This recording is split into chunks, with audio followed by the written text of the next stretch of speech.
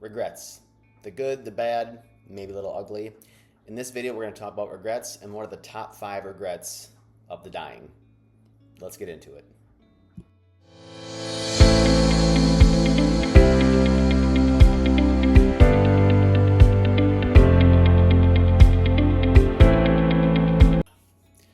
Peace as always, and cheers, folks. Mark, Flying Health Coach. Happy insert day, whatever date is you watch this video. I'm glad you're here. Hope you're happy. I do hope you're happy, but I hope you're happy that you're here, and I do hope you're happy too. Yeah, it's going to be an interesting video today. Again, based on the intro, we're going to talk about regrets, the good, the bad, the ugly, but also the meat of the video is the top 5 regrets of the dying and the lessons we can learn from that. So I know it can be kind of weird talking about death sometimes. People kind of shy away. It's a very taboo topic, like, let's not talk about that, right? But if you really think about it, and I've talked about this in previous videos, that death is really about life. Insert Mortal Kombat reference, right? But it is, death is about learning about death and realizing your own mortality should help you want to live your own life and want to fulfill your dreams and your aspirations and get to your 2.0 self, whatever that means to you, right? It's all perspective, right? My 2.0 version doesn't have to be what your 2.0 version is, right? So it's all perspective, whatever means and matters the most to you, right? So let's dive into it. So what are regrets? Obviously, the folks watching this, you guys watching this, you know what regrets are. I wish I would have done this in the past. I wish I would have done that. I wish I didn't do this in the past, or I wish I didn't do that, or insert whatever phraseology you want in there, but we all know what regrets are. I have far too many of them from when I was in college back in La Crosse, Wisconsin on 3rd Street. We won't get into that right now. That's neither here nor there. But let's say the bigger broad spectrum regrets, right? God, I wish I would have went to school 10 years ago, or I wish I would have become a pilot years ago. I wish I would have went for my doctorate. I wish I would have, asked that girl out, right? Doesn't matter, right? You put whatever phraseology in there that you want. But the point is that we know what regrets are. We don't need to do more history on that. And it's not a history lesson here. But let's talk about the 2 types of regrets and how I'm going to classify them, right? So regrets, the good and the bad, a little bit ugly. So you have your past regrets, right?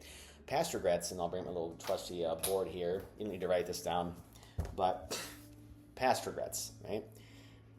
Not the not so good ones that you can't change anymore. Things that have already happened that you either did or did not do, that it's the past, you can't change it, right? We want to learn from it, right? Like, when you fail or you make a mistake in life, you want to be able to learn from that mistake because, right, mistakes don't define you. It's what you do with them that does. So you have your past regrets, not so good, can't change them anymore. But then you also have your future regrets. I put a smiley face there just to make it a little more happy, even though when you think regrets, it's like you don't really associate happiness with regrets, but follow me. Future regrets, right? They're things like you want to do now because down the road you're going to regret not doing it, right? As an example for me, I've wanted to join the military ever since I was a little kid, right? I didn't really necessarily, I want to be a fighter pilot, wanted to be one, but my ultimate goal is kind of molded into something different now. But broad spectrum, I've always wanted to be in the military. I've always wanted to serve something higher than me. And I know all too well that if I was 80 years old, 85, 90, whatever, on my deathbed, if I never joined the military, I would forever regret that, right? So that's like a future regret example, right? It's stuff that you want to do in your life that's really going to make you happy and give you a sense of contribution, fulfillment, and success and accomplishment, so on and so forth. And you're going to regret not doing it, right? So those are more your future regrets, right? So kind of two big categories. Past, can't change. Future, you can still change and have an impact on, okay? So now we've gone through that. We know the 2 categories, right? What I want to get into is the top 5, excuse me for allergies per usual, is what it is, I guess, in the Midwest. They were a lot worse in California, though, right? I had like a constant earache and pressure. But anyway, top 5 regrets of the dying. And as we go through them, we'll put them up here on the board or camera, whatever have you. So let's go through them. What are the top 5? Start with number 1. And I have my phone here just because I didn't memorize all of them. So first one, I wish I had the courage to live a life true to myself, not the life others expected of me. deep one. And as it says, that is one of the most common regrets of all people on their deathbed, is that I wish I would have lived a life true to myself, not one other people wanted to do or wanted me to do, right? So what does that mean? Let's dissect it a little bit. And you could dissect this however your brain wants to dissect it, right? But how my brain does is I chose a life based on this, right? I'm not saying I'm doing this, but essentially what it means to me is I went, maybe I went to high school, I went to college because that's what people did. After that, I got married right away, had kids, white picket fence, and now I'm in this house somewhere with a large family. And it all sounds great, right? It sounds like a great life for a lot of people. But the point is maybe that person didn't necessarily want to do all those things right away. Or vice versa. You have these what they're called helicopter parents, right? Where they're telling their kids they have to be a pilot. They have to do this. They need to do this thing to make the parents happy so the parents can live vicariously through the kid. Point is, right, is that regret is that you're not living a life true to you, right? You're not doing what you truly want to do, right? Maybe you're in a job right now that it's not like you hate your job, but maybe you're like an office, but you want to be a musician. Maybe you want to be a writer, an author. Maybe you want to go do whatever it is you want to do, but you're doing things because you feel like you have to. Okay? So, most common one again is not living a life true to you, right? So, when you're taking notes on this, which I hope you are, write this down, right? Not living a life true to you. What does your true life look like? Maybe it is having a spouse, kids, and a house, and there's nothing wrong with that. That's great. If it is that right now, well, maybe it's molded into something different, right? What do you want to add to your life right now that would make it more true to you? Okay, so think about that and jot some ideas down. Let's go on to the next one. Number 2, top 5 regrets of the dying. I wish I hadn't worked so hard. For me, that one hit the hardest out of all of them. Excuse the allergies. I wish I hadn't worked so hard. Pretty straightforward, don't need to dissect that one too much, right? Why? But let's talk about why, right? So for me, when I look at this quote, and I look at this regret of the dying, I see that in myself, right? And I saw it in myself for the longest time, right? Because I wanted to work every day because I kept running from emotions. I ran from my life, and I thought if hard work should equal success, right? But I was never working smarter. I was just working harder until I finally understood that concept of, well, let's do something I really enjoy doing. I'm going to do less of it, have more time back to myself, so I enjoy my life more, so I can go pursue other things that I want to do in my life and not just feel like I have to work and run away all the time. But I wish I hadn't worked so hard. You need to have a job, right? You need to have a job to pay your bills and do all that stuff. And you can look at this one a couple different ways. And I know I said don't have to dissect this, but I'm going to a little bit now, right? Because a job and work can be two different things, I think, right? You can have a job to pay your bills and you have to work at your job, or you could have a passion that you love in life. You still have to work hard to achieve your passion, right? So work's not going to go anywhere, but whether that's a job on this side or passion is the difference, right?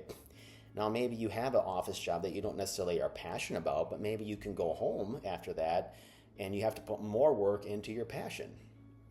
Whatever it looks like for you, right? It's up to you what that looks like. But point is you do have to work in your life, right? That's you can't escape unless you want to be a Buddhist monk living in the mountains somewhere or just go wherever in the forest. That's up to you. But the point is, if you want to be able to afford things, buy stuff, house, car, yada, yada, yada, food, all that kind of jazz, you kind of got to work a little bit. You need a job to do those things, right? But whether you are working at just a job that you're just using a job to pay your bills, or whether you're working towards a passion and your true life, right? It's a big difference there, right? So you're going to work hard in life, but what are you working hard towards? Is it just a job, or is it your ultimate passion, your 2.0 version, right? You have to decide that for yourself. What's the next one on here? We got, I wish I had the courage to express my feelings. Another giant one. I wish I had the courage to express my feelings. Riddle me this, folks, and maybe you can contemplate this on and comment or let me know or something, I don't know, but in society these days, it's become like outside the norm, or weird, if you will, to tell people that you love them, to tell people that you care about them, that you value them, that they're a big part in your life. Like it sounds weird now. I don't know why. I don't know if it's just like a guy thing or if it's a female thing too, but I've only recently in the past couple of years been telling my brothers I love them, or my uncle. I've always told my parents that because it's been natural, or even So that wasn't a big thing. But tell my friends I love them. I don't tell any of my guy friends I love them, but I do. I love all my friends, but I never say it, right? I know actions speak louder than words, but still, though, it's like it's become weird to express emotions, and I think it's because people see vulnerability as a weakness, right? And especially guys. And I know there's things for women too, but just from a guy's perspective, right?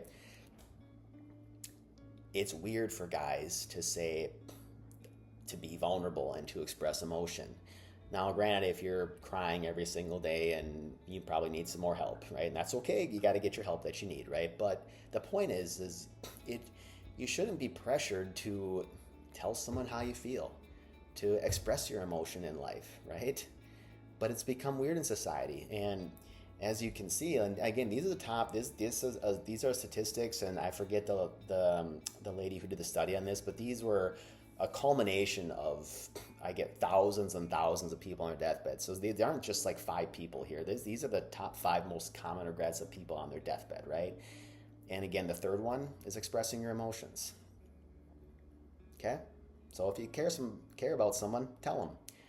Right? When does this all come out? It comes out at funerals.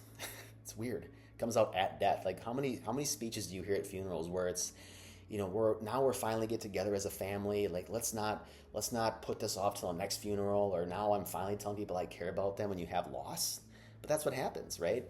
You only tell someone you care about them when you lose something in your life. Like if both my parents died, then it's like, oh, now it finally clicks. I'm gonna go tell people I love them. That's so stupid. But it's what we do. It's what's been bred in our society these days, where it's like you have to feel this immense pain in your life for you to want to feel pleasure. And until you feel that pain, you don't want to start going towards pleasure. So maybe we can flip the script on that one a little bit. Let's go to number 4. 4. I wish I had stayed in touch with my friends. Stupid allergies. I wish I had stayed in touch with my friends. Another big one. So what happens in life, right?